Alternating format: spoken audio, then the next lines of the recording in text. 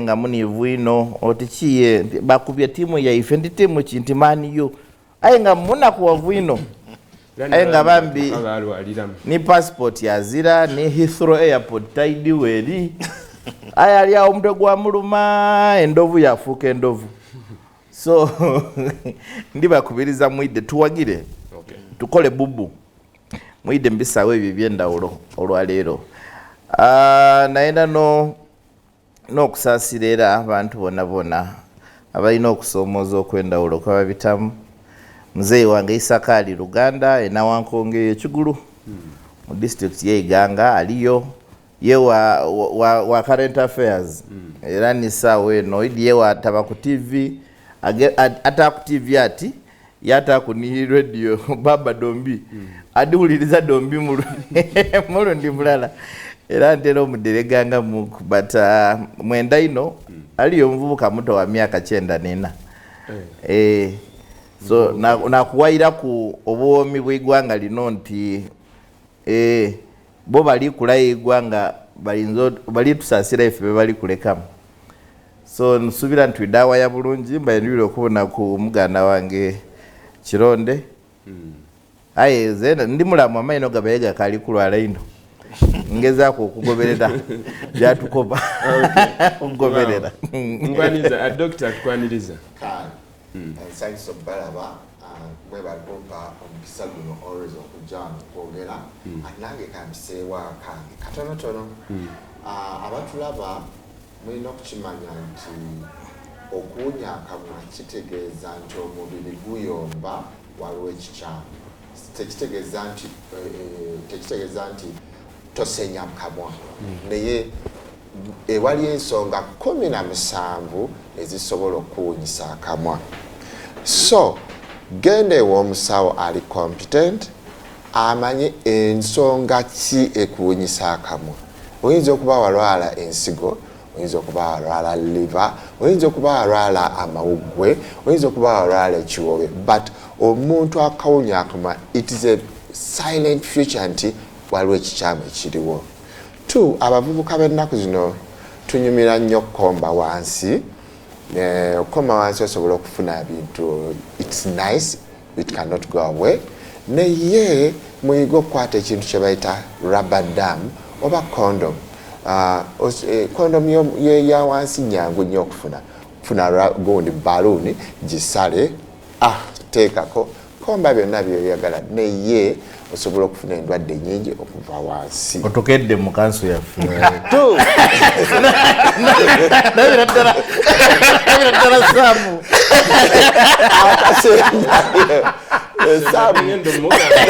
Samu mubikola mukkirize mubikola era tukkirize nti kyandika badde ngenda kusindika ye Sarah Musime omu akola programu y'ebyobulamu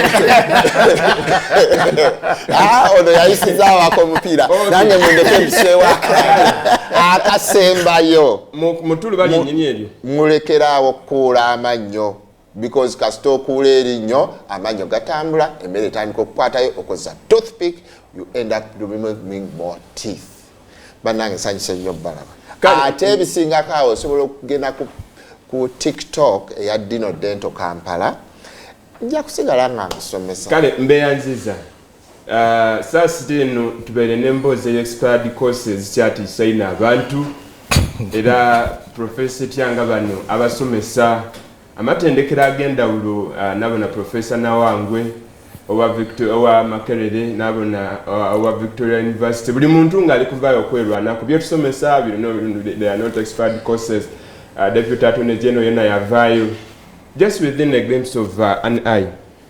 Professor, why is it that Tutiaino, when the Western world compliments on what we are teaching here and what we are doing, Shidagandi tituli independent?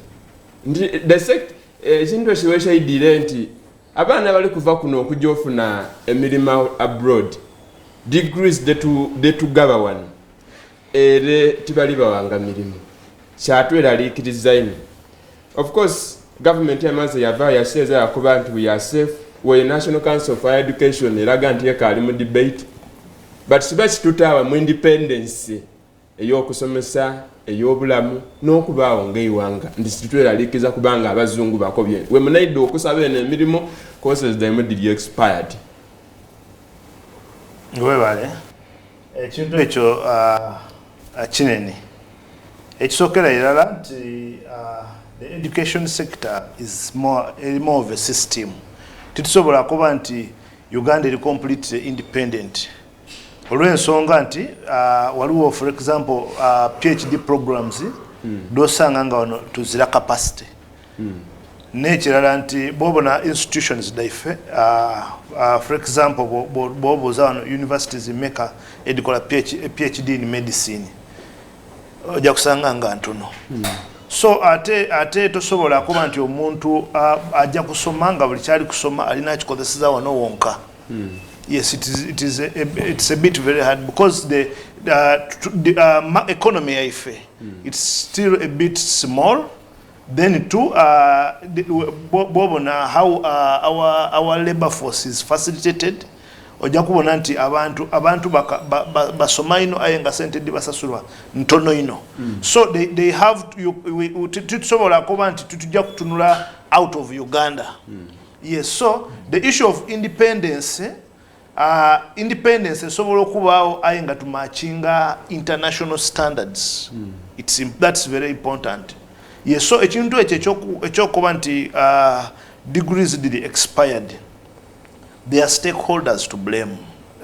This one have been emphasized. But before we go there, can a degree be expired, or can the course be expired? That is a debate that has been on. The issue is, when a degree expired,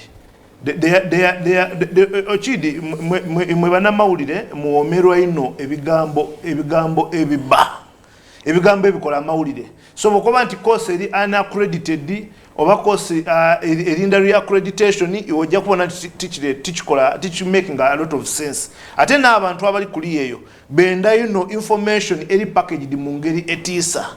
Bakoba nti accident abantu bafiire ekyo kikola ina mawulire than yokoba nti babaire wa accident aye katonda atuyambye wazirafire. So bwotunulira ekintu kya expired courses, a course expiring. The issue is the accreditation period expiring. National Council, yes, National Council for Higher Education, ekoba nti bachelor's course erina okuba ngeri re-accredited after 5 years. Now this re-accreditation, it involves okwasesinga course eno ekali mu state gye twaja accreditingiramu abasomesa abagisomesa bakalina obusobozi okugisomesa. Materials library mulimu ebitabo ebifacilitatinga course eno webanga it's practical laboratories dirimu ebisanizo ebyetaagisibwa okuba nga course ekasobola okuba nga erikulwaningwa. So what National Council is doing is reassessment of the course. But what expires is the time, because bakoba nti bachelor's course tujuwe emyaka 5, PhD tujuwe emyaka 10. So obwire buwakwa ekitegeeza nti course eweireko. But the problem is the stakeholders, most of our institutions, they are not performing to the expectation. Then too, most of them are under facilitated in terms of human resource, in terms of material resource, in terms of financial resources, name it. And then we from the principle of the systems theory, most of these institutions don't work as a system. Nenda kwa example ya Chambogo University, jenako ya bachelor's esoka. Njoja kubona nti Professor Edi Katunguka, Vice Chancellor wa Chambogo University, ni chairperson wa Kanso ya National Council for Higher Education. Aye ngero ja kubona nti Chambogo edina courses close to 70% ediri unaccredited. Yes, ayenga Vice Chancellor wa University yo ni chairperson wa National Council for Higher Education. Yes, nalino kubona nti courses did accredited. So the institutions, they work too much in isolation. That's the biggest problem. So who is to blame? Asoko kublamingwa is number 1 is National Council for Higher Education. Kuba National Council for Education edina council eri in charge of this. Edina executive director reporting to council. Edina council committees reporting still to that council. Edina deputy executive director. Edina directorates but there is a core directorate a directorate in charge of licensing and accrediting of institutions of higher learning. Mu department eyo mu directorate eyo mulimu ni department eri directly in charge of accreditation nga erina ku following up institutions nti Makerere your courses ABCD are not accredited, they need re-accreditation. So that's the biggest problem. Kanso, Professor, we know that you we are going to have that problem for long. Kubanga engeri amatendekero ge basafalinga okusomekezaamu emisaala abasomesa gye beekalakaasamu buli ssaawa, the resources eddiri scarce mu iwanga lino, tolowooza nti tujja bana ekizibu ekifaanana kito buli ssaawa? I think Professor Achitoyeyo from the technical point of view, nze ndi lawyer. Ndi lawyer buli mwaka ekifo mwe tukolera Yaife gye beeta chambers oba law firm erina okuinspectingibwa law council. Law council weida erina obona nti office erina reception, erina bapulida we batyama, erina abageni we balindira, erina ba research assistant we baba, mulina blue volumes ni red volumes ago mateeka ga Uganda. Mateeka mangi galinga 10 nti omulina ebitabo ebyo byonna byonna biri mu library ya law firm bakikola buli mwaka. Obamala obona nga otuukaniza omutindo ogw'okwetebwa law firm bakuwa license gye beeta approval of chambers. Aye kino kikolebwa buli mwaka. Once in a year. Yes, every year, once every year at the beginning of the year. By 30th March oba olina okuba olina approval of chambers. Ife nga bapulida olina okuweebwa license gye beeta practicing certificate. Ogifuna buli mwaka era toyikirizibwa kujja mu kooti kuwoza ng'ozira license eyo. And this is how all professional bodies operate. Wendira mu mboozi ey'amaduuka kubanga abatuwuliriza bayinza okuba balinayo obuduuka bwa retail n'ebintu ebindi, buli mwaka musasula license. Bwagisasulira ku town council oba sub county mwagitimba muki mu idduuka.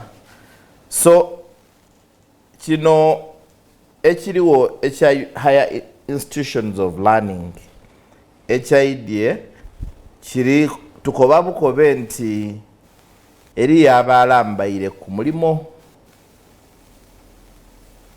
nga wobona nti law council erina okuida yatukebera buli mwaka yatuwa license. Ni town council yaida ku idduuka lyo okolera ka business yako bati muna license ekola ki eriwa.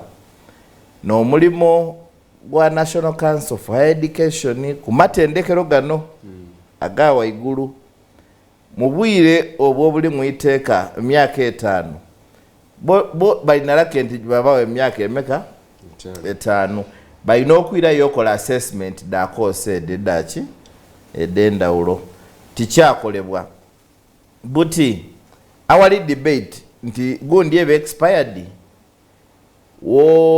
wotunda eiduuka ng'ozira license byoli tunda biba bikyamu wojja mu kooti nga tofunye practicing certificate aye nga walina ku practicing certificate amateeka go submit nga gaba makyamu. Yes, aye technically wowoza omusango ng'ozira license bakizuula oluvannyuma nti obaire ozira license. One, waba bakuwaire galama oyo bamusazaamu.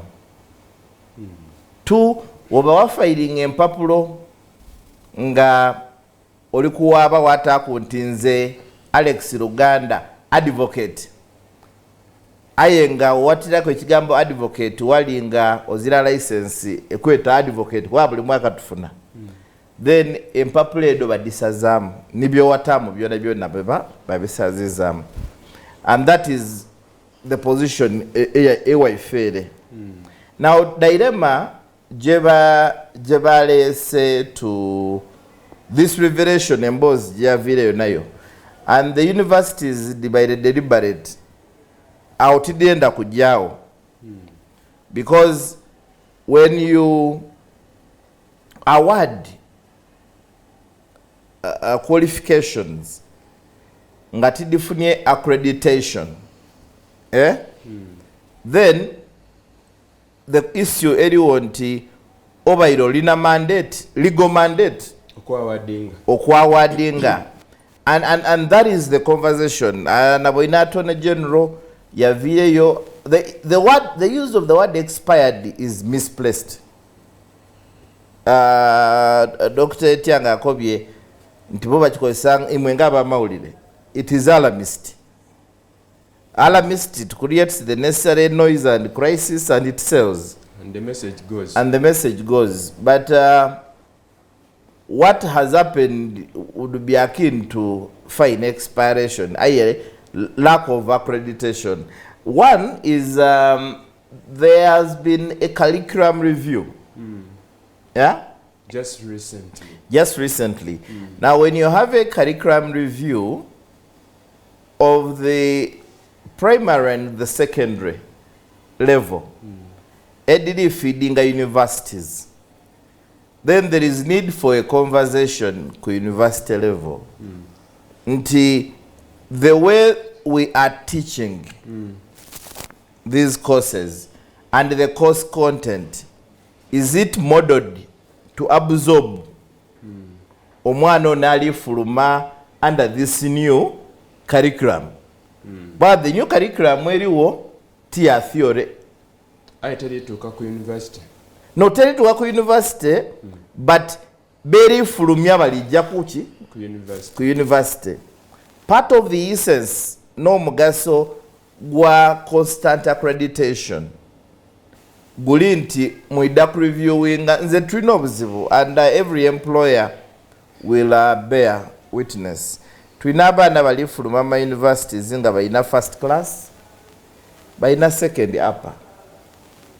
Ayo omwana yatuuka ku mulimo nga ni basic niwo mukoba write a correspondence nga tasobola wamukoba nti nkulekeiraawo client mukoleku client yamala yakubira isimu yakuba nti Kanso gyoli mu office nti asina ddala naye waliwo lawyer mutabanyi wange nakoleka kuba Kanso mbadde njagala ggwe okomawo saawa mmeka.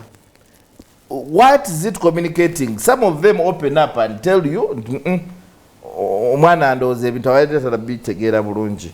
The same problem we are facing in medicine of prescriptions. Enfaye nga abaana babisemu mu isomero. Same thing everywhere, by the way, every part of this country. So for me, so does it really tell on TV now the brain has no, it's indeed a wake-up call. A wake-up call anybody regulators niba players bona tufune conversation. Are we being deliberate? Secondly, nganchivaku the concept air commercialization of education. Nti twaja tuwagema concept eyabonna basome je twaleeta mu primary and secondary twaenda tugize ni ku higher level. Bonna basome can operate and work okubugumya nti omuntu abenga muki mubugumyeku. But when to swika twaira ku actual level where we are grooming a critical labor force for the country, tulina okuba deliberate nti tufulumya quality ti quantity. It's quantity. Bonna basome is quantity, and that is its essence. Its number one target is quantity. So you've had so many mushrooming universities, yeah, and we've lost control. Nina abantu bendidi. I'm even sorry to say this. Nimo legal profession. I know people who are lecturing. Now they don't fit. By all standards, they don't fit. I'm with them, we do practice. Tuaso mana baba They are accredited by the law council. Aye, basi somesa university. Akobati nze ndiye yo kode university eri Fort Poto je somesa bana ba mateka. Aye ngali koba asomesa bya mateka no mubona mu court, you'll see him struggling. With all due respect. But everybody is now. And the next thing you will see, twafrimi abaloya runana na abafrimi. Next thing you will see, abana failure rate LDC, abana bagwire. Failure rate is 80%. Kubati ya ime bona 80% ya gwire. And you are now blaming LDC, it has a problem. There is a very serious problem. Finally, aliku heading education. Ajitegera. Good. Awe nkomye. Aliku heading education. Ajitegera. Kamba muzemu katono edashika jubizima kunyasatu gavire kusawa inajo kunshokona olwalero ategera education natajitegera tudio kuba atenga yakujjojola tofayo.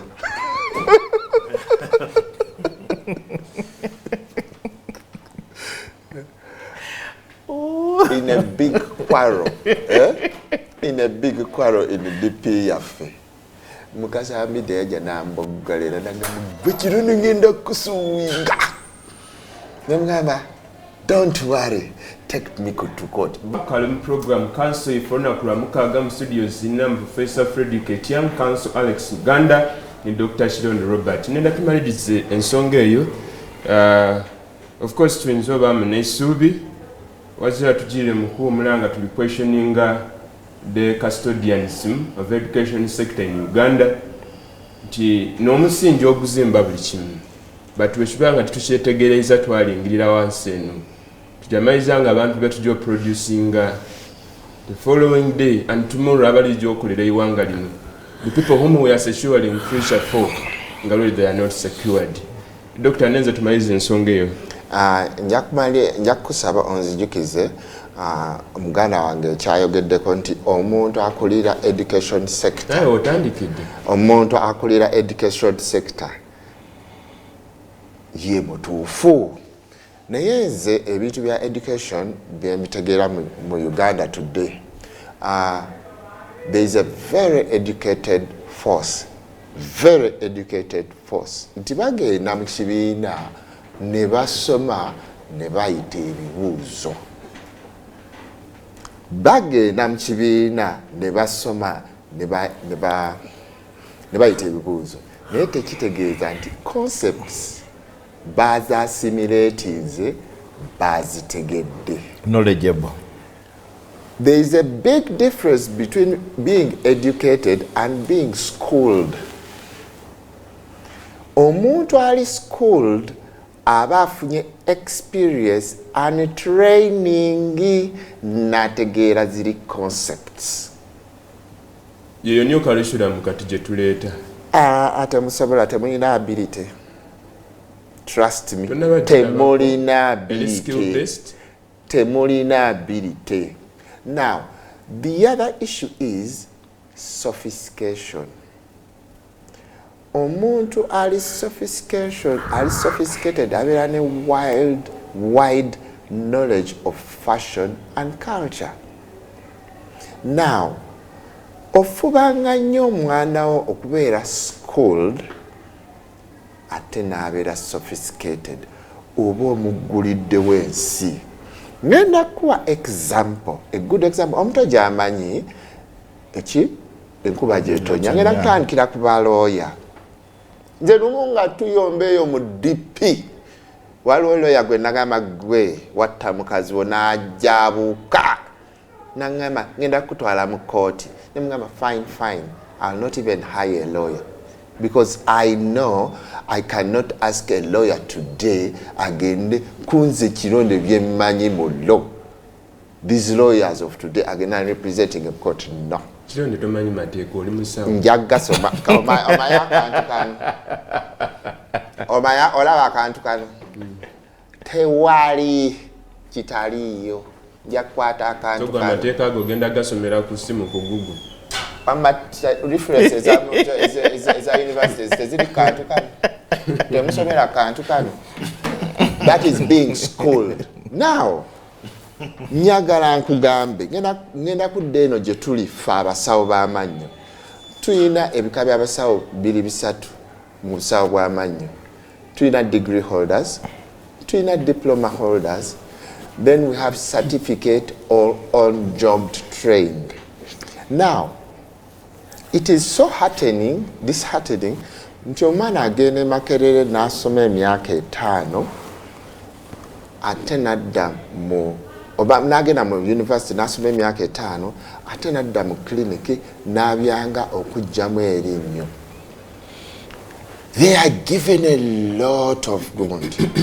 And then when they come in clinics, they begin removing teeth, doing cement, being meant for the diploma holders.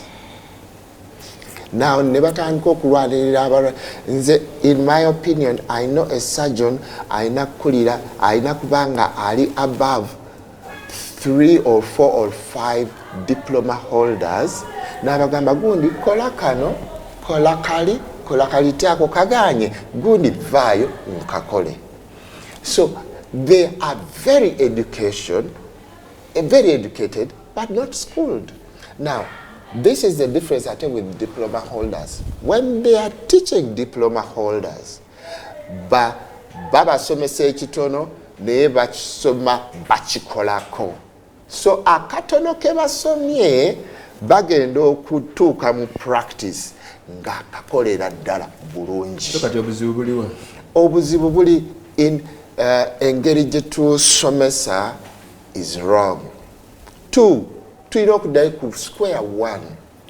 Tosobola kubeera schooled n'ogaggawala mu kintu ekyo ky'osomye naturally okuggyako ng'obbye when you're not sophisticated. Totiisa bantu.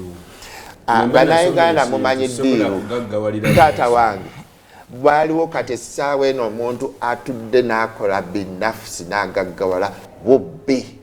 Now, tosobola gaggawala when you're just educated. Ate era tosobola gaggawala when you're schooled. You need a sophistication, understanding of your busoganess, appreciating your busoganess before you go ku muzungu kye yakuleetera. Now, Uganda kye kizibu kye tulina. Now, ate ekizibu ekyokubiri is people had these institutions but politically to enforce certain political issues. Najja abaana bange mu masomero ge Uganda nga nkoyi I was so mad. So kati basomekeza bweru. Basomeseza mu curriculum ez'abazungu ne wano. Lwaki? Lumu, a city parent, my daughter Rochelle Malaika Nambasa, decided to compete for head girl. Never to wear a list y'ebintu kwe tugenda okucampaigningira. Nze because omwana wange mwagaliza ebintu nabiteekamu money. They told the kids you're supposed to campaign for 1 hour, and my child campaigned for 1 hour. But because I put in serious money, headmaster or city parent yakwata omwana wange n'amukuba because her parent put in serious money in campaigning tools. Ngayagala kujjawo kiri ky'oyagala ozimba mu baana. Now, do you know what happened? The winners were people from Western Uganda. Yagenda okulaba nga abaana ba candidates be babakuba. omwana omuganda yali alese fire. Now let's appreciate that the head of the education sector is just implementing certain political issues in our education. Even nze bwentunuulira even education otulaze abantu abasoma bye basoma tebabitegeera, abasomesa bye basomesa tebabitegeera. Mwana wange yo navuddeyo dda nakugambye Ugandans are educated but they are not schooled, ebintu tebabitegeera. And unfortunately they are not even sophisticated in any way. Tebasobola kugaggawalira mu bibasomya okujjako okukwata empapula ne bagenda ne babba. Kati ate ndi ku kya politics nti education sector yayingira mu politics in which certain people are trying to enforce to our children nti certain people are supposed to rule us. Look at the amount of number of headmasters, the amount of head boys, head girls, doses. You've never taken time for your country. Just look at the percentages of head boys and head girls, doses, headmasters, headmistresses. They come from a particular reason, as if abalala tebasoma. Doctor, thank you. Doctor, you to my head by my prefect. Now, that Sam, this is a very serious issue. I got your point. Ate nyangala kugamba no mami professor. Issue ya education mbinyo nti a professor, waliwo professors gwenyumira okwogerako bananga mwena mwamulaba. This is a medical doctor who taught more than 1,000 to become a professor. Obala kufuna PhD, those I'm right. To become a professor, my number gyosomeseza, right? Ne mwala baba na Uganda professor bukenyanga akopa Yoweri Kaguta Museveni njogera nankanula message, you know. How can a professor mimic a layman? You're learning by doing. Okay. I think that point. Omuntu ali sophisticated. Aba National Council for Education. Professor Latino no yakuba nti n'abalina okola omulimu Kanso yakuba nti somebody who has slept on job. Shetusuubira nti singa kinaba kikolebwa kushidda tuyamba. Wazza kinaba tukikolebwa okusomesa oba education nesteming a generation. Tunaba nga tubikolebwa tudakolagana nga generation eyikuddaba bajasigala mu bwavu kubanga banasigala nga bakooperera bukoperere. Mumaiso nda kuba mpumulamu katono, but nenza before we go to our main topic for today, tulinga ku country tour ya President Dr. Museveni.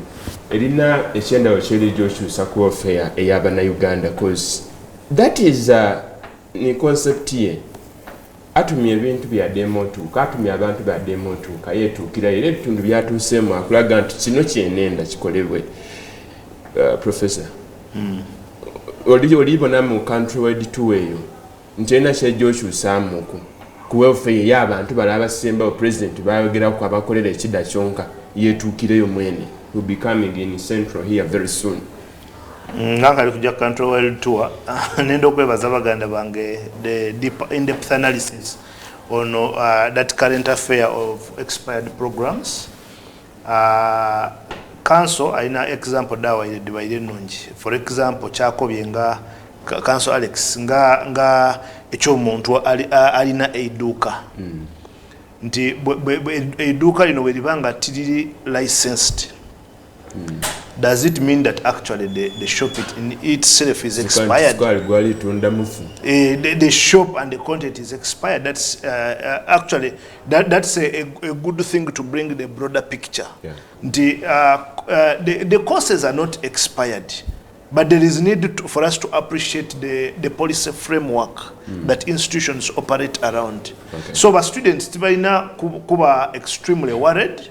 The courses are really not expired. Even the content, the content is good, but there are a few things that we really need to do. This accreditation process, it makes the process, the learning process, more favorable. we are saying, why do you have to be under the same learning environment of 5 years back? Do you have any kind of improvement within the learning process? And this is necessary for us to compete favorably, both at a local, regional, continental, and then global level. Yeah. So then echa Dr. Chironde ekyokuba nti bw'osoma okugagawala nga osomye nenda kugumya student ali eyo nti bangi ino abasomye and they have become rich as a result of bye basomye. But you know, for us in academia, economic transformation is more than the individual wealth.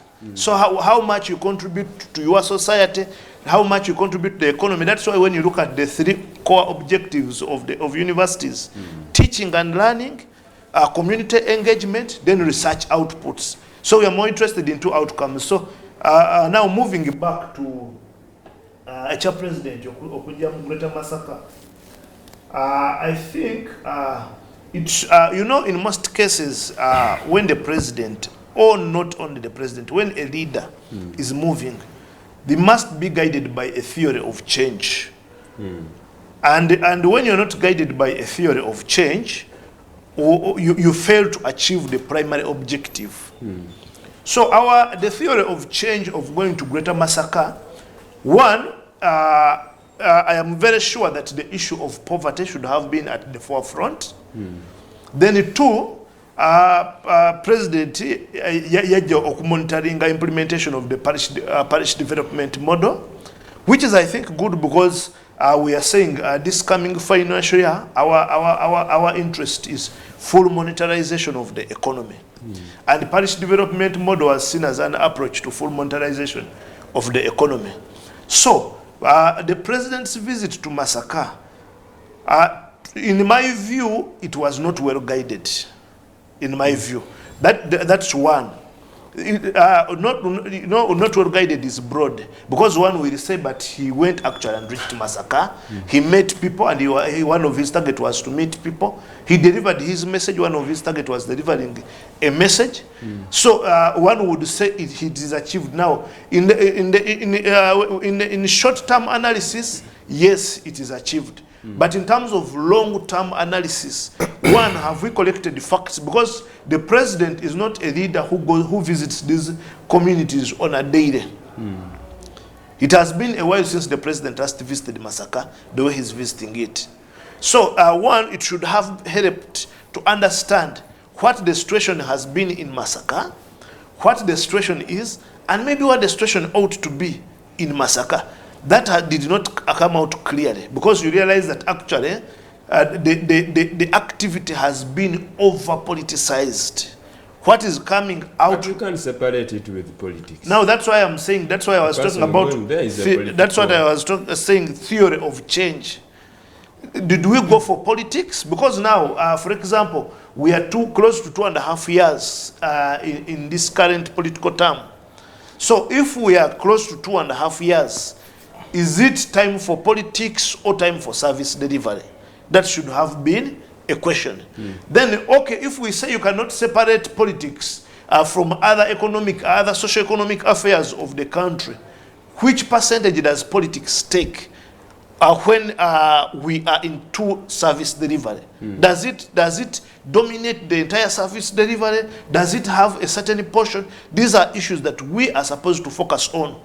For example, you realize that Katonga bridge that was dismantled. Now, if it was dismantled, it was a very big opportunity for the president to hear from the locals what could have been actually the cause, because the causes are already known. But what could have been the causes? Then 2, what is the solution? We know it very well that that part of the country feeds this part of the country.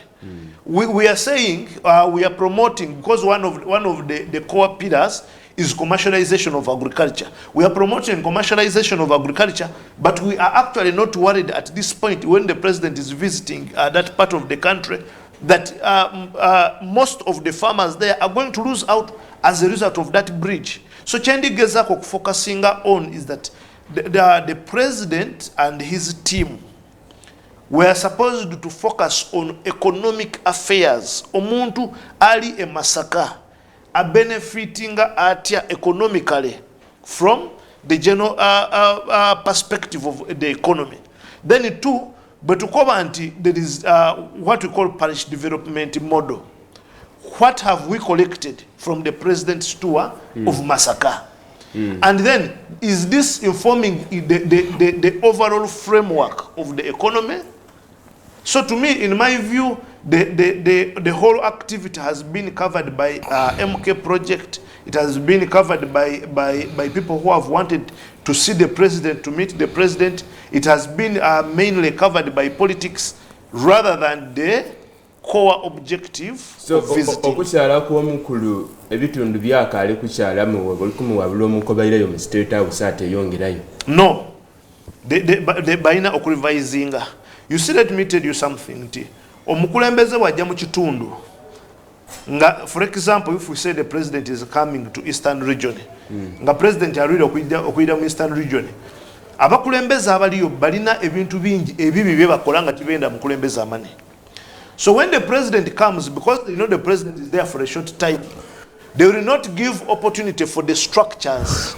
We are supposed to receive communication from traders, clear communication from traders in the community and their grievances, so that the president can listen and then give an objective opinion. Okay. The president and his team. So as he's moving to the subsequent areas, let us focus on issues that are macro in nature. Let us focus on issues that are micro in terms of one, agriculture, which is the head of our economy, because it's contributing close to 65%. Let us look at issues of youth. Tulina abavubuka bangi abali eyo nga tibasomye, tibafunye opportunity kusoma, tibalina mirimu gye balikola. They are not participating productively to the economy. So as he moves forward, tulina reducing on politicizing and focus more on the economy. Program eno Kanso Yaife nize Samo Mwesigwa nenda kwebaza wakatwegeitaku oli ku Baba TV owakibazinga tuli streaming live ku YouTube ja ku Baba TV Uganda ne ku Facebook Baba Television Uganda. Program Kanso Yaife idasula okubatenga otubonena kudomwezinga tukusubira wagati wena kudomwezinga mukagoba musanvu tujja kuba ne State of the Nation address omukulembeze wanga nga ali kwogera kutulaga tutambulire tutya era tulijja tambula tutya. And that will be next week but one ena kudomwezinga 15 mwezi ogw'omukaaga Parliament ne Minister wa Finance ajasoma budget ey'obutabalika $52 n'obutundutundu omusanvu 52.7 trillions esegeza nti omwezi ogw'omukaaga it is a financial month tulina okubatenga tutegeera ebyenfuna ebyewanga byemereire bitya. Bendi kuba nti Minister ya Finance tulaze nti ewange lya Uganda likuze economically tusetwire kuko era nga tituli bubino dokira inoma wa president yaya akatukuba nti twetagayo kwa ibanga itono liti okutuukira yala middle income ekyasooka okuyombya abantu tutuuse. The president came and cleared it yatukuba nti bemulinde mu kukatuno ino tudakubatenga tutuuka middle income kitegeeza nti omuna Uganda ali osobola okubaako n'akasente tosobola asula ndala kubanga ekyokulya it is the basic n'ensonga etandikibwaku niwe obanga oli mulwaire osobola ofunako obusente oba olinaku esente gikutwala mu ddwaliro era nebyo ebindi ekibiina kya NRM kyebibaireku mu saasi ate era kibakaaliku mu manifesto implementation batukoba nti manifesto gye baida nayo imwe abana Uganda gye mwasiima mwakoba nti manifesto donna twabonako aido tiddi tukolere mwasiima mwakoba ya NRM nenungi NRM mwagiwa obuyinza n'obukulembeze for these 5 years nti bagikozeeko 20% in the 2 years. The current president yala yirena kudomwezi dali 12 mwezi gwali gwa kutano so 12 ogwokutano baweziza emyaka ebiri mumaisawo baida kubatenga era batulaga oba banatuuka so mu myaka ng'ebiri egisigale babuzayo 80%. Of course, as they are going to assure our future, we believe in 2 years they will score the 80% over to 2K niwe tuba tubabaze 100% nibatuuka ku 90%.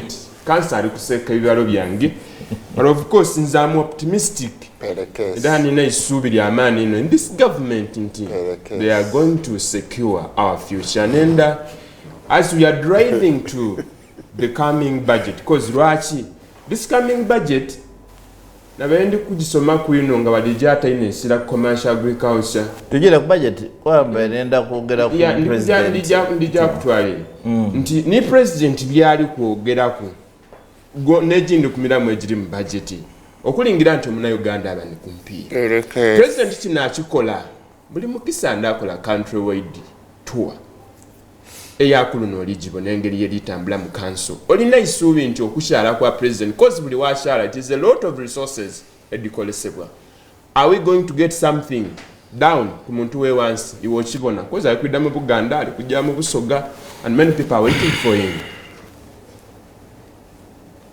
Eyanziza ino mugana wange naina n'okwaniriza abakatwegaitako ku Baba TV. One, buli mwana was scoring below a pass mark nadala mu isomero mu third term by third term likelihood ey'okuyizaamu ekibiina eri high. Professor atukobye nti degree bachalaze webe myaka 5. Myaka 3 ntumboza tusubira nti mu myaka 5 olina okuba okoze eki ogimaze.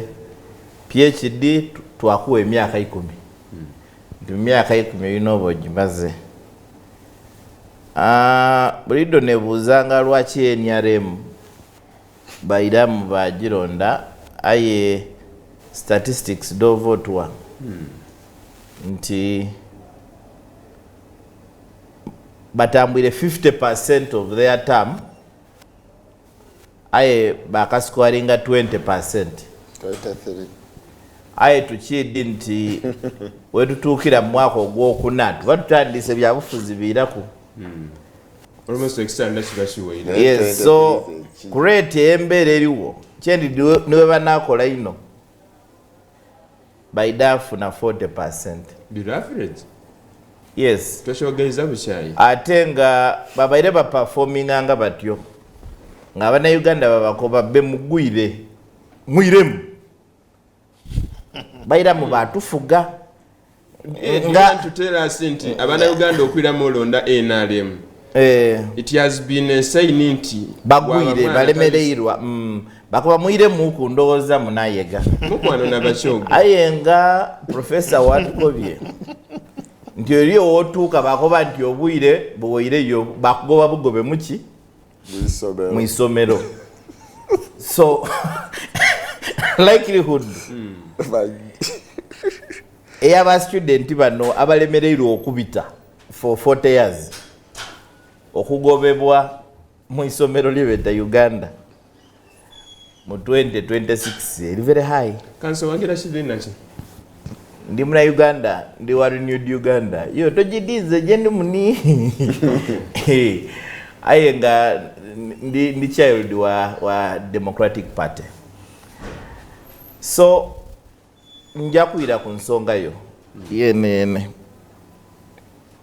okutambula kuno by the way kukolera president kuyamba muntu yafuniemu anonya kalulu ndakobera nti mu Uganda buti tulina abantu babiri abalitambula. Waliwo abaire alina birthday tidyo bwa lunaku n'olwababuzabuza aye yetambwire okumala emyezi nga 8 buti eida kusanga neidako ye atambwire era nabaire new kid on the block. Buti ni muzeyi wakazi ye najiro kibonanga sho baliji mulyako buti omwana abitamule ne mama itabule baba abita muno, omuka abita mule, na muwala abita muno. Nti at any one given time baba omuto ali Karamoja yabesinze buti ebyobufuzi What the titles of the family baba omuto omwana omuwala you are using it is you who understands them most. Ekirungi ezira ku byesimu ali kubuza talitegeera. Damn nice. Oye bona balituulira obubaka balikola ki bali bufuna. So the president afuniem because purpose yentambuledo, it's not about you. Etichiri ku ife bana Uganda nti tube bulungi ndakuba. But in ensonga nze naloba kubanga mu butamana bwange eziransi ekulakula inenge egema sente yadita musauda abantu.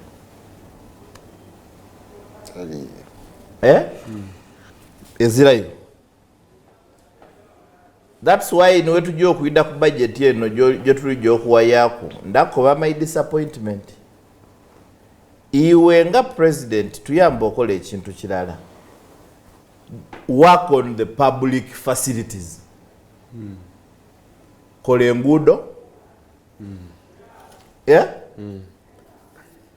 Kola amalwaliro gatemu eddagala such that tisobola kuspendinga mitwalo 2 gange mu nsawo ng'omwana alwaire malaria. Kyendo okwetaaga kumuta ku kagaali mvuge ku luguudo lw'omukyalo nga lukole bulungi. Amaaddi butiga agwire tuba mu season ya amaaddi. Nze ekyalo kyenvaamu Iganga enguudo dona mu Iganga difiire edda itaka. Oid government eno ebyakolansi bijirumya omutwe twakitegeera. Yo kolansi twamusoniwa because niwobala kolansi kilometers de bakoze mu myaka 4. Magufuli yakola 3 times mu myaka 5. But this is not Tanzania. No mwana wa Busoga Let's Shaban. not compare Excuse Uganda. me. No mwana wa Busoga Shaban Nkutu yabikolera omwaka gumu in the 60s. Okitegeera. So n'enguudo edda itaka letubaye tulowooza nti do basobola since kolansi abalumya omutwe. Dodiri bubino era bona abambona abava mu byalo mukubire ku mu byalo mbabuuze nti njira etuuka eka leero erikola kyebakola bagema akawumbi kalala. Baida bakola announcement nti ebyenguudo tubimaze buli district tujuwereiza akachi akawumbi kalala. Bana ababalirira ba economics baidako banti okukola kilomita endala eya tamak eyinza okulya akawumbi kalala nedigwamu kilomita emeka endala. Aye watukoba nti owereiza district akawumbi kalala era ebyenguudo bana mwebaze government mukole ki mukube mu ngalo kuno kutujinya ndakukoba mu 7 ne mu 8 nga kitandika waliwo soda gwe bali beta sweps. Oidi sweps nga yali akolebwa mu nanansi ngena nansi dibada Uganda dirimbu wano tulina abantu wano ekayunga bali kulima enanansi otiki aye dola nonokera ku ki aye yo factory yafa. So sweps yali nga abalima enanansi mu Uganda balina akatale nga tuwetaaga na PDM tuwetaaga myoga tuwetaaga bagaggawale. The government yali eidi nti abalimi baife bajja kuleeta sweps so nzo nime enanansi naida na supplyinga nafuna sente. Masaka iyo ni bubu eriwo ebubu ekola ti bubu yebigambo. oili bino tuli mu bubu muliro buti neriwo buti mu mirembe gino Masaka awo omukulembeze we yabaire nawe ali beesi y'emwani mu iggwanga lino era nga ki ekibaawo abaana abasomeranga mu masomero ga namiryango ga buddo gona ag'amayina g'owulira tiyalingayo ebizibu bya school fees nga n'omwana ava mu kyaleere ekyanamukaka asobola okuyidda yasomera mu isomero eriri top ng'omuzaire niwanaaba nga saawa yazira sente ayidde agema ka invoice ke babawa okuva cooperative gye baatwala emwani yayidda yakalaga headmaster nti sente didi no balijandisasula mu mwezi nakoze supplies yensawo nkaaga era headmaster ng'akuba ati no problem omwana akole ki asome era nga sente oluyida cooperative buli omu yajja omulimi yajja yatulayo sente de nga yidda yasasula ki school fees eriyo gye baali beeta lira spinning mill lira spinning mill yali ekola cotton nga eriyo yona eyalango tambuza munakyoli balima pamba liyo bamala okulima pamba bamuspiningira eyo baweereza mu naitiru enyanza ng'olina abalimi abawera emitwalo 10 nga balima pamba nga balina gobamusupplyinga naitiru nga aemployinga abakozi ng'e2,000 by then yafulumya amasaati agali quality. Right now amasomero agasinga mu Uganda engoye da uniform diva China mu 70 and mu early 80s nga Uganda ekali Uganda ekatambula were yali mu dictatorship aye ngekakola ki ngekatambula ngeiwanga buti ndi kulaga iwe mwene wesalirewo whether okukyala kwa president n'okwekubya ebifaanani n'okuposturinga is indeed adding value. You get it? Tidi abairewo. Tidi ani abaire atambuza eggwanga lino. Aye kyendi kukoba nti bizirawo. Atambuze wango beto mwidi. Nti mwidi bizirawo. So walenga eisuuka ly'osula muliva mu Uganda ate nga lya quality ng'oyambala saati ya white air cotton ngadi nodobo na mu president dayambala dawayiriza mbu dawano nga ya quality amasomero gona mu Uganda. Imagine what would happen if amasomero gona mu Uganda directive eriwo ekoba nti mulino ogula muno engoye. So for me edoni fundamentals dendi kwenda omukulembeze ali proactive ali tuendeza nge iwanga akoleki addressing ti kutukyalira yajire Masaka bale takakande omulimi omukukutivu kakande ezira president Lwajja Masaka baloba kutawo kakanda ayogere alage nze nimemwanyi nina amatooke omwaka nfuna obukadde 12 kuva mu kino nfuna kino aye ye alina access to all of the facilities emyaka 25 buli Lwajja Masaka kakande gwe baleta yawa president update ngebyo obulimu ebikola ki webikole ino nkalibo naku. Who are those people? For example, in Masaka, aba meruike mu last 10 years because of the new government policies. Bemujo tulaga. Or because of Kakande's advice. You get it? Every time you're going, you go to the same farm. Secondly, Professor Chogeireku, President Bamufera. Yeah. They posture the people who will speak. They write for them scripts of what to speak because President Bamwidi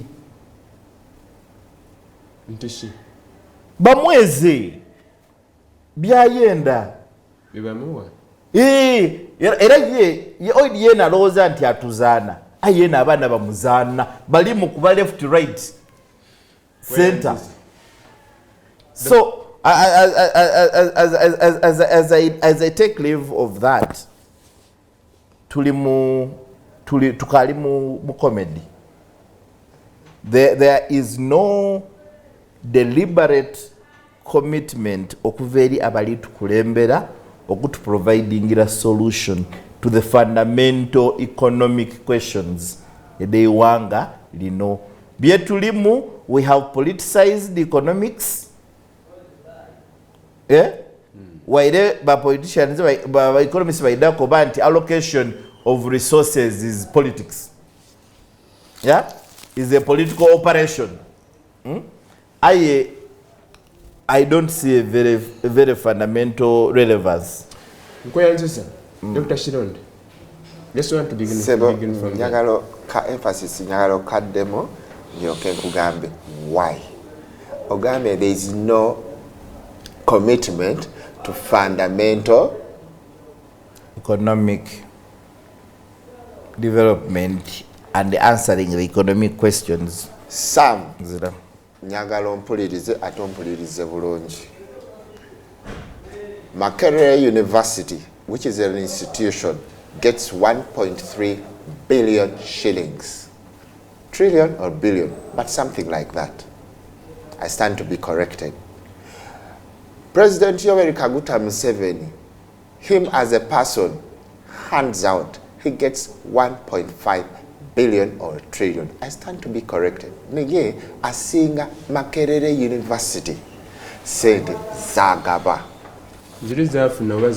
Ezo gabo obugabi guni nwasanyusiza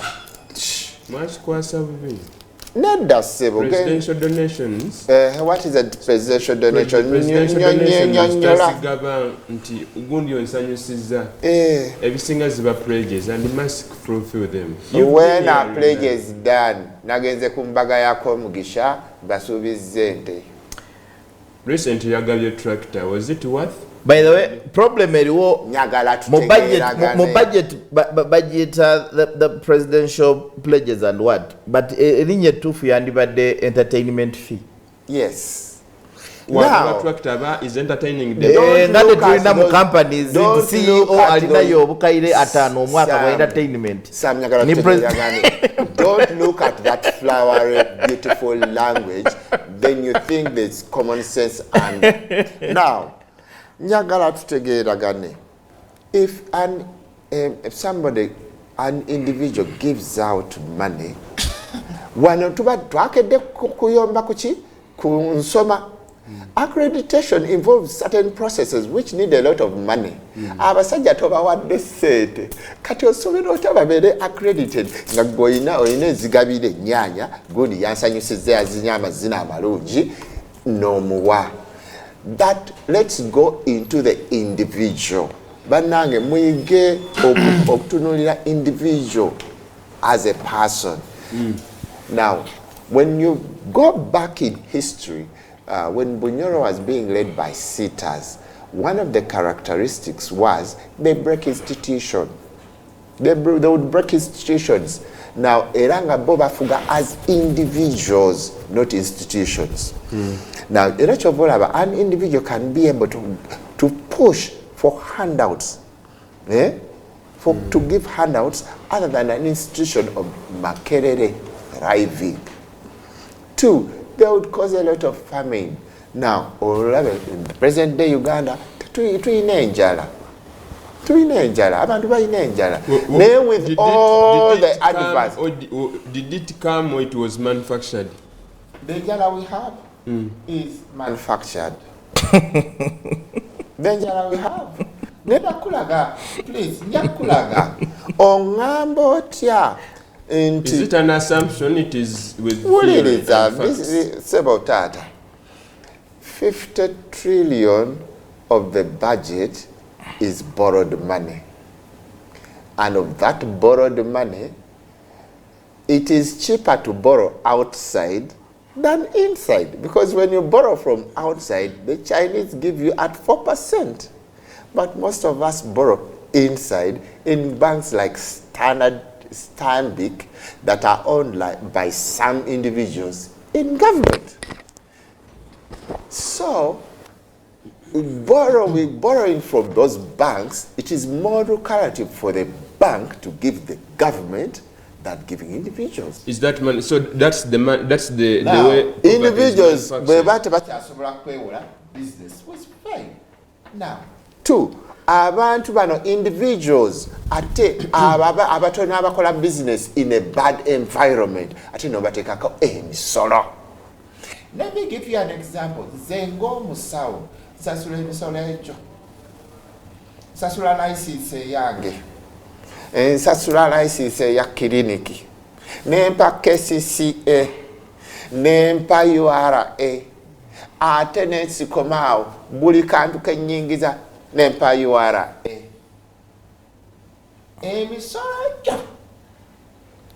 And those are direct. Ngojeko indirect, and for every money you spend, you are paying a tax. For every. Nayoka toso bowewola sente nyingi ne bowewola business URA yingira. So those are the reasons why Ugandans there's famine. Anti-change is for you to help us and explain to us how poverty was manufactured. Yes, it's now being manufactured. What you're saying, what he's saying has a logical sense. Because he was emphasizing the issue of borrowing. He was emphasizing issues of crowding out the private sector. Yes. That when government is borrowing from these private money lenders, from like for example, trillion yesterday borrowing from the streets of Kenya. Yes, when they borrow from the private money lenders around, they discourage potential investors because the private money lenders will increase on their interest rate, and as a result, it will scare away the potential investors, and as a result, we shall not have employment. It will cascade downwards. We shall not have any employment, and it will go into poverty. So it's what is daily investor again uptake my economy by just borrowing from your banks, and most of the money coming from your banks.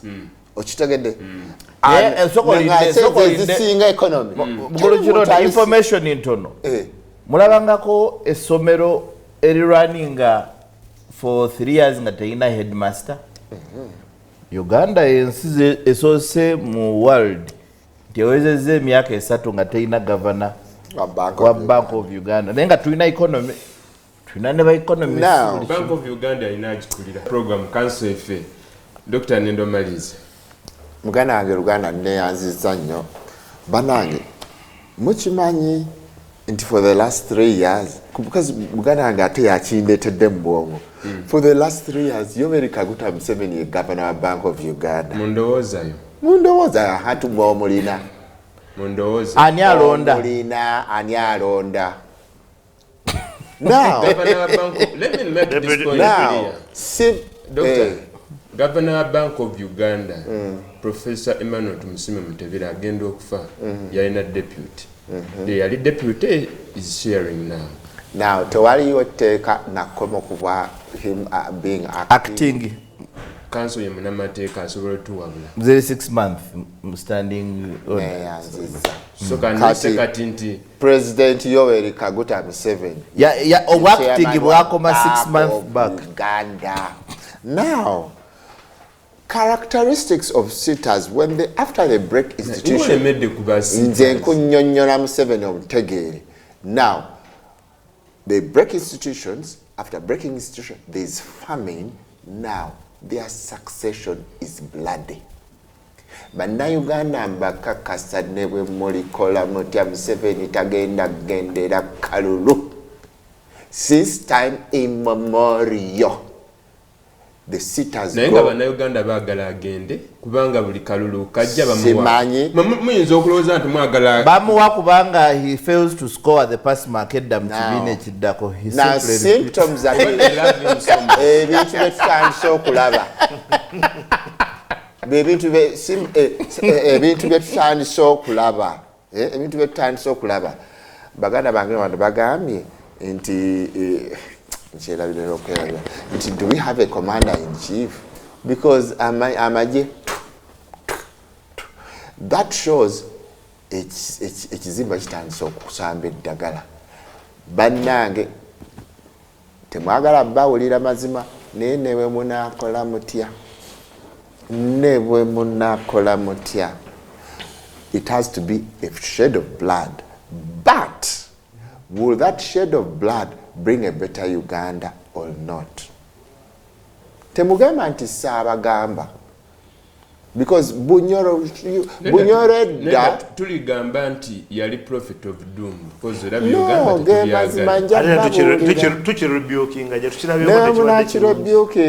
is Bunyoro had to find a solution. Nga bo bagamba nti omwana omu bwe tumufuula kabaka omulala tumutwale mu exile then abalala tubatte to avoid the war, and that is gave a rise to the Beatles.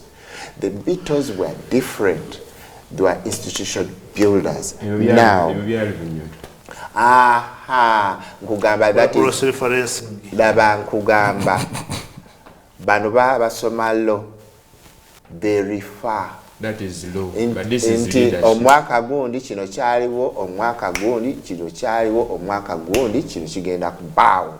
Now, even enough abasawo b'amannyo naye mukola reference tugamba gundi yalongoosa gundi bwati naoli n'akola bwati ne bafuna results bweziti ne bweziti kati nze kankole bweti. So you cannot run away from the history. Now, that until we got back to the history, ne tulaba solution, tukyambala manda. Some of these things mubirabanga ebyokusaaga. History. Moses, Katonda yamuwa all miracles. Ne Katonda namugamba, hit once. Ya hitting emirundi egyo. N'abonyabonya abaana b'Isirairi emyaka 40 mu ddungu. Between the First World War and the Second World War, the Jews suffered for 40 years. The Rwandese, when they stood up for their own gundi, which began with a meeting Tatawa Kale Kaihura in 1959, Batukeka 40 years later. There's a cycle in a community of 40 so tugenda mu 40 years. Hey, tuli mu cycle egenda kugwawo. Mabutu ya tigomya Congo for 40 years. Cycle netandika endala. We are into the cycle now. Where is Katonda akuteeka mu cycle eyo oyige? Kati mmwe muyize. Oba mugenda mu cycle endala ya 80 years. So emyaka gagenda kugwayo mmwe muyize. How are you going to fight? Okay. Kati ngozanyisa history sam. Okay, thank you. Ndipenda tumalirize. I'm left with that. I Dr. Anumiro Lwalero. Kuvira yala kuntandikwa. Lwakubanga nti akali mu the other bus of not expecting hope. Uganda nendo basubiza ekintu kirala twongere okuba n'eisuubi era tutatya. Whenever somebody speaks about succession, they don't believe Uganda we are sharing that to have a bloody succession. We shall not. I see signs, and also I will remind you, I see signs of having a peaceful transition here, because one of the ministers here, Minister of Constitutional Affairs, Nensonga Dese Mateka, it is one of the things Charlie Kogera Nomoku, they are in talks. They are in talks with the president to have a peaceful transition, and I support such engagements. Now, Mumbere define at Dona. Byonna bitambira ku resources. And very soon, Parliament has approved a budget of 52 trillions. And you know what? Allocation is a yes cent.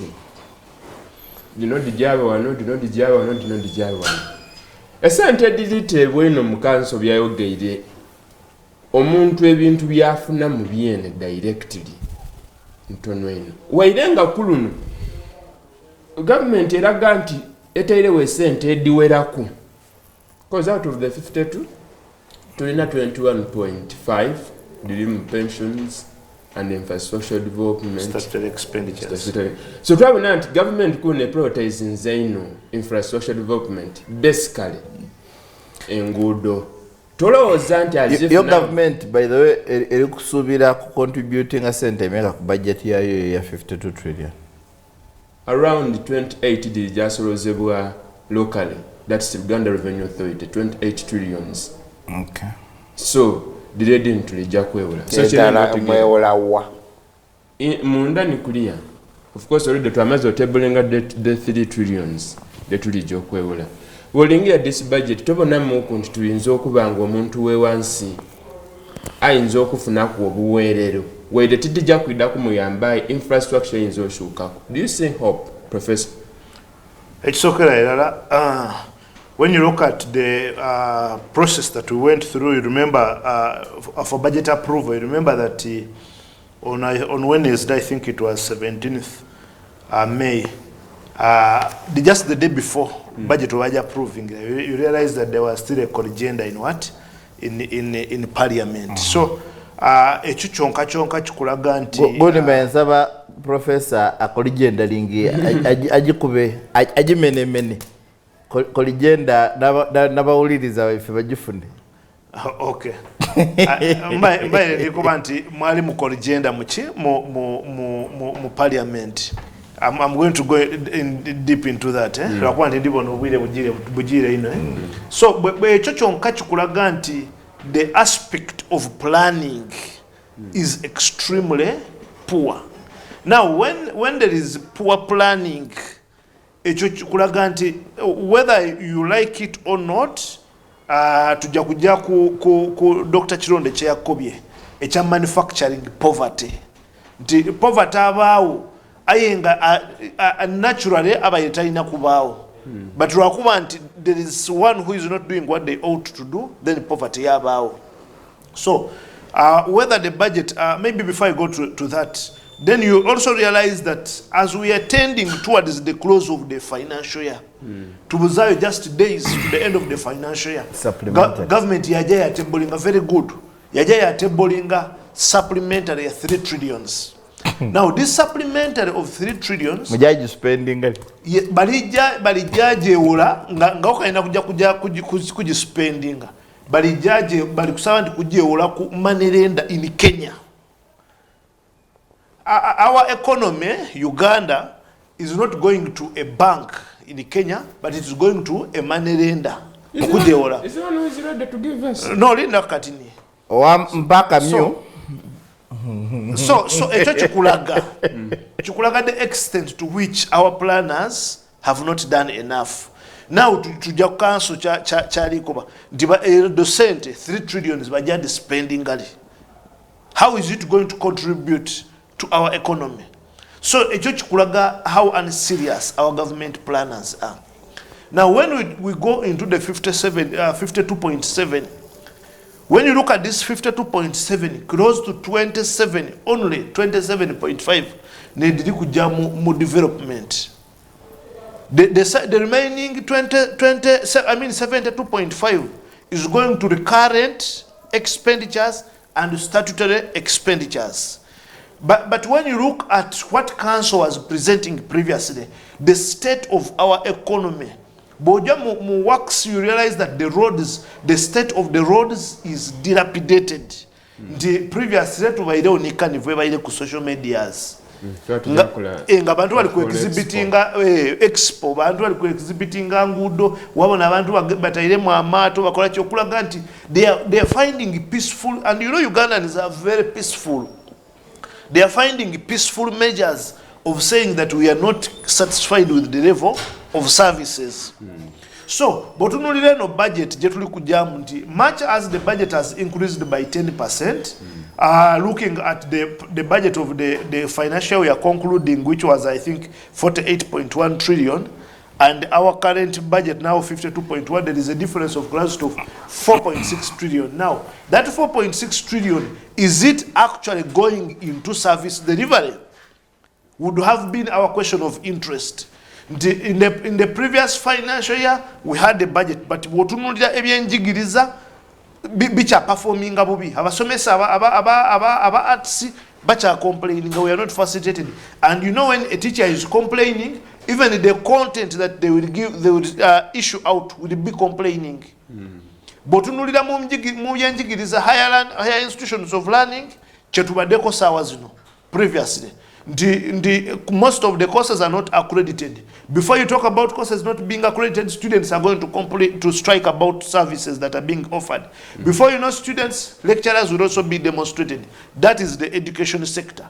When you go to the roads sector, most of the roads are still in an alarming state. The road users are also in a different state. When you look at the services that we are offering in terms of the sectors, you'll find that the border sector is still unregulated, which is employing a very big fraction of the economy, but still unregulated. When you calculate the number of accidents in every 100 accidents that we get in Uganda, 24 people die in every 100 accidents. So kulaga how all these sectors are still grappling. When we go to the agricultural sector, which we say contributes 65% of our economy, Boja national budget, you will find that the agricultural sector is one of the least catered for.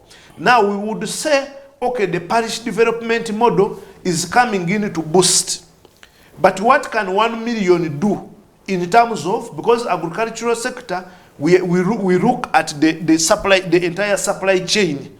From the inputs, agricultural inputs, if these agricultural inputs are poor, then the yields would be poor. Then to the process itself, the midstream, do these farmers have a privilege of value chain addition? But which kind of value chain addition can you do with the 1 million? You want to use it for agricultural inputs, you want to use it to procure acaricides, you want to use it to improve value chain, and you want to use it to increase productivity. So, boja mu budget yenu, botunulia health sector, it's another thing, but I don't want to be too scattered in terms of my presentation. So nenda just briefly, kukuizayo ku theme Yaife and how our theme fits into the budget and where we are heading towards. But on that theme, we are saying full monetarization of the Ugandan economy through these 5 facets. 1, commercial agriculture. 2, industrialization. 3, expanding and broadening services. 4, digital transformation. And 5, market access. I have been emphasizing that all these facets are big, they are broad. But when you commercial agriculture itself, but commercial agriculture, there is a lot of investment in terms of infrastructure. Kanso davaira likoba ndi omuntu ali kutambuza, for example, amatoke okuva Masaka okutuuka e Kampala anasobola ogatuusa mu bwire. That's number 1. Then number 2, lwaki omuntu aleta amatoke, lwaki taleta powder, lwaki taleta juice, lwaki taleta final product, transformation. So all these facets are big. Industrialization, but only industrialization, most of the developed economies have invested in industrialization. And we have been saying, now if government is saying that industrialization is the facet, which portion of the budget goes into industrialization? And that's why we brought the rapid industrialization model. It is a model that I have developed for the past 5 years. And I have looked at most of these developed economies.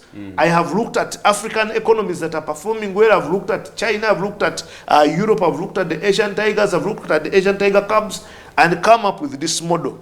But this model is more contextualized to Africa. We are saying that, okay, rapid industrialization can 1, boost employment. Then 2, we know that we are running, we have a fiscal deficit. Our budget is always, our expenditures are always more than our revenues. But how can we do this? We could do import substitution so that the resources that we spend more on inputs, we actually spend these resources on our economy in terms of boosting aggregate demand and boosting revenue. In fact, Kwecho, I just wanted to chip in. Magufuli, where in office, kyasooka okola yabaninga the importation of any foodstuffs into Tanzania. Yakoba tienda kuingiza bidandali muno, no importing rice, nothing. Wembati musobola kwerimira mmere muno tufe endala. Yeah? Government yagema sente yajja mu kyebeta mechanizing agriculture, a very deliberate effort. Right now omutyere ogwingira muno gwe tusinga okulya guva Tanzania. Amaido genuine, otherwise ogumuguli gavawa Tanzania. Mu East Africa munsi dino eisatu, the original East Africa, Kenya, Tanzania ni Uganda. It is only Uganda ekali dustbin. If twegaire dumping site, dumping site. Amata gaife right now tigaikirizwa mu Kenya. Where some few months ago bali bakobe nti bayigwirewo. Kenya only opens if they are having a shortage internally. Now, we as a government, gundi yakobye nti budget 65% ordinarily comes from agriculture. Of our GDP etoiremu.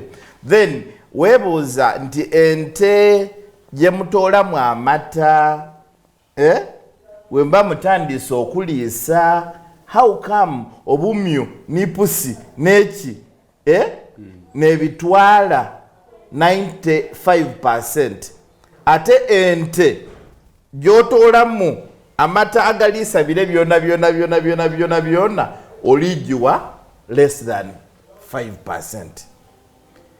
Eyo kyenkubuuza nti are we being deliberate as a country? Ekyokubiri, eno budget eri mu corruption. How does corruption start? Corruption etandika by appropriating sente senselessly. Ndaku deviatinga ku professor Kyakobye nti we have a problem with the planners. No, this country has no problem with planners. I've looked at the plans. The GDP, real planner. NDP, neyokusatu. But by zero bali planning iraku. They are the best plans. That is why Rwanda You get it. quotes them and Aye, does wonders. If wano kyetukobye ekituufu tuti institutions are just postures. Good. Tidikola. Era obuuza nti memo NPA gyawa cabinet ku nsonga eno efaanana etya? Ku nsonga wali planning a budget. Oida kwesanga nga the memo eri mu the actual solution. Aye, what finally came out of cabinet is another thing.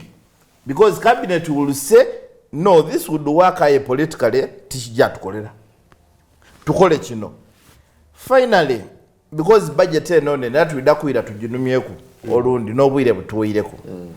Bage masente tuli wagati, first of all, budget finance committee the budget committee that ya imemirundi esatu nga dilobyo kuikirizagani. I'm privy, I have that information. Era okufuna emikono finally ejaba members okuida okusaininga jabaire mu politics munje inuma.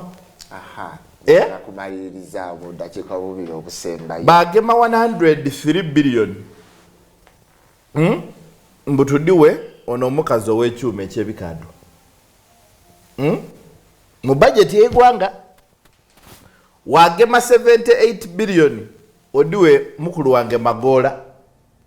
Kodi alina kampuni ki eri ekawempa Likola mabulezi.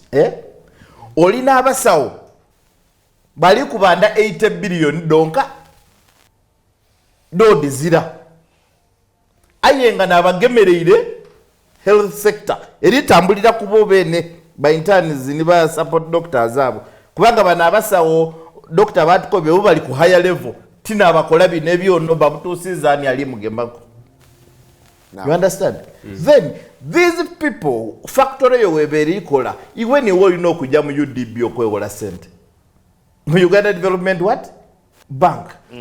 Now, how do we as a country borrow money from out to donate when we have borrowed more than 50% of the budget? We borrow money to donate. Okumaliriza omwami eno kyayogedde. The truth is, he's a very polite person. Kati fe abamu kufe mutusanga uncouth. Because amazima tugaba kuwulira era nebaza kitange yanjiriza okubawo amazima. Now there's a lot of stupidity taking place in the parliament, and the presiding officer of the stupidity is among the don't call it temwagala kukkiriza mazima. He was polite, but he was showing you what it is. Now, sikuvuma ge mazima. Now, once upon a time, the government will change, and among it, as the speaker, you saw the twisting of figures, the playing of games. Nozibikirira ate no chiposhinga. Somebody is going to take her to court, and she may not like it. They call that treason. Okulia mwensi olukwe. Sebata mchinayo. And people think nti omuntu okugeza ko kubesasi president ye treason. Nina ku example. Mubaganda, I hear the talk. The talk is getting ground. Nti katikiro yakolachi, yatikiro yalete ebyapa ebikalu. Ebitali ko good taka. Now, that alone can push Charles Peter Maiga to Rizira once upon a time, because he will be asked, what does Abaganda ebyapa ebikalu? Now, whoever is playing those games, I am talking about the owners of Stambik, where the government is collecting a lot of borrowing a lot of money in Stambik, other than bidding for cheaper alternatives